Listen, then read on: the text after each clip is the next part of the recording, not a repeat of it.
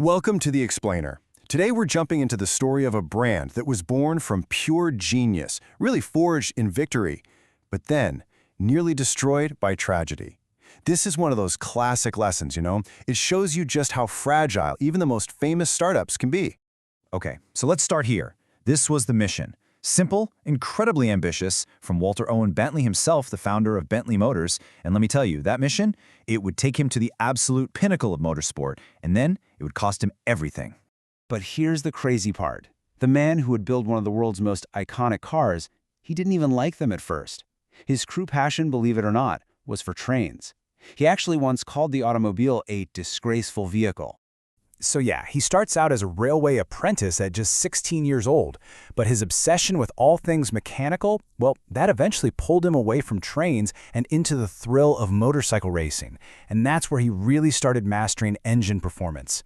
It wasn't long before he and his brother jumped into the car business, and that's where his genius for innovation really started to shine. Now, this is where it gets really interesting. His work became a critical part of the war effort. I'm serious. His lightweight aluminum pistons made British fighter planes way more powerful and reliable. The government actually gave him an award for it, £8,000, which was exactly the seed money he needed to finally start his dream company in 1919. So with his new company, Bentley Motors, W.O. creates the Bentley 3-liter. And this thing, it was so advanced for its time. With features like 4 valves per cylinder, it just quickly became a phenomenon on the local racetracks. And yet, when the race we now know as the legendary 24 Hours of Le Mans was first proposed, W.O. Bentley, he was a total skeptic. He thought the whole idea was just insane, that it would completely destroy any car that even tried to compete. But then, something amazing happened.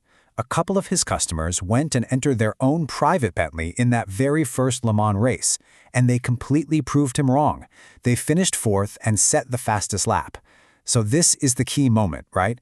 W.O. sees the potential. He enters an official factory team the very next year, and they win the whole thing.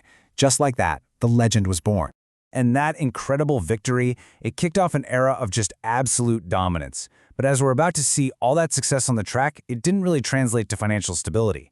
In fact, the company was soon saved by a wealthy diamond mine heir named Wolf Barnado, who loved the cars so much he basically just bought the whole company.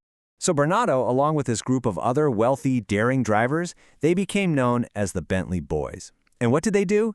Well, they created a dynasty. They pulled off an absolutely astonishing 4 consecutive wins at Le Mans. This was peak Bentley, an era of total, complete dominance on the track. And this right here, this captures the whole conflict of the story perfectly. On one hand, you've got all the glamour. The Bentley Boys are international celebrities, living this wild, adventurous lifestyle. But behind the scenes, the company itself is just bleeding cash. In modern startup terms, they had incredible product-market fit.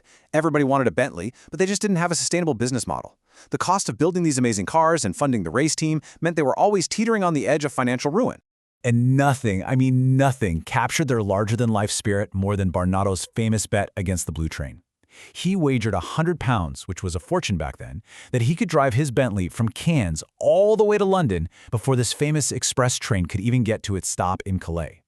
Just think about that race across France. He's battling terrible roads. He runs out of fuel. He even gets a burst tire. But somehow, he strolls into his club in London a full 4 minutes before the train even reached its final stop way up in northern France. Just legendary. So at the absolute peak of their fame, with the entire world watching, W.O. Bentley created what he considered his masterpiece. This was the culmination of everything he'd ever learned. Released in 1930, the 8-liter was a phenomenon. This thing could top 100 miles per hour, which was just unheard of for a production car. And yet its massive engine was so smooth it ran, and I'm quoting here, dead silent. It was the perfect blend of raw racing power and absolute luxury. But then, the timing. It could not have possibly been worse. The Wall Street crash, the Great Depression that followed, it just completely destroyed the market for expensive luxury cars. And by 1931, Bentley was bankrupt.